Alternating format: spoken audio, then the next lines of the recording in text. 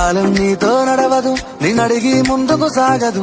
సంకల్పం ఒకటే చాలదు, దానికి సమయమే కదరా ఆయుధము. విజయం నేరుగా చేరదు, శ్రమ పడితే దక్కగా మానదు. నీ లక్ష్యం చేరే మార్గంలో ప్రతి సెకను విలువని తెలుసుకో. ఉన్నోడివా లేనోడివా, ఏ కులం నీదని అడగదు. మంచోడివా చెడ్డోడివా, ఏ మతము నీది అని అడగదు.